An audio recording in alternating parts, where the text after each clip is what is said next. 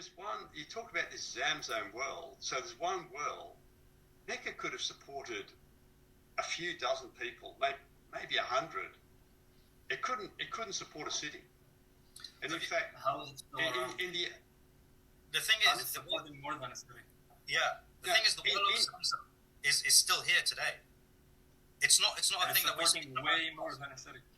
Yeah. It's all the water in Mecca comes from desalination plants down on the coast near Jeddah.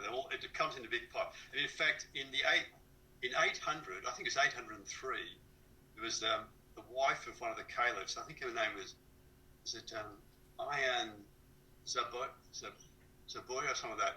She had an aqueduct built to take water to Mecca because there wasn't enough water for the pilgrims. So they built an aqueduct to take water there. Zamzam's just a little well. It's a spring.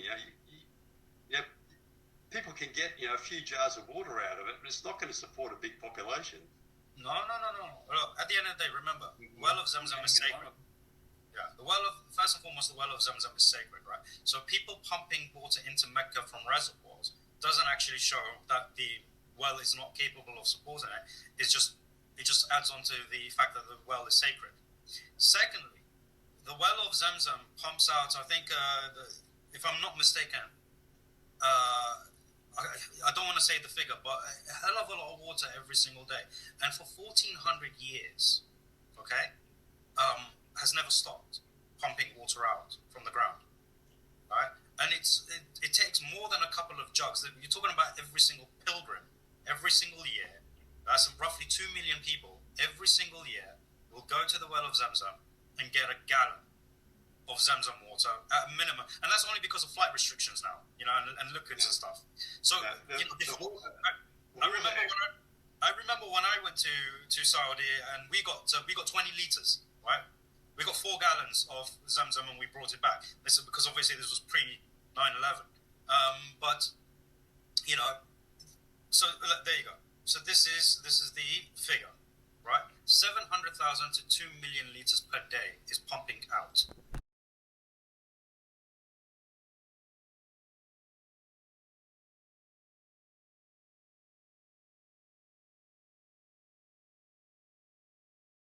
Let's talk about the Zamzam well. Everybody knows about this blessed spring that gives this very purified water. And I myself fell for this deception as well, because as the population of Muslims grew exponentially over the past 100 or so years, what do we see is, basically, you can research this yourself, but this is all that we have of this Zamzam well. It's just a marker. So there was actually a structure that used to be here on this spot, okay? And it was all dismantled to allow and accommodate millions and millions of more people over the years to make Hajj every year, the greater pilgrimage. And so this is just a commemorative marker, and it all went underground. And now we're expected to believe that that well still accommodates. The story is that that well is divine, and it's never needing to be replenished. However, you can check this for yourself. The well does need to be replenished, okay? And it changes its water level according to rain, okay? So if people are drinking rainwater, that's one thing. But then they do also so many purification steps as well. It doesn't just come straight from the tap. And I'll show you a little bit of that. So yeah, this is a spring gushing from the ground, but that's not that's not what they use. Okay, they're not actually using spring water. This is the well taken some time ago, maybe a decade or two ago, and you can tell that it's been exhausted, almost exhausted over time. Now, this is a reconstruction from a movie or some cartoon. This is what they show you here. They have these kind of they have these containers here where people drink this quote-unquote blessed water.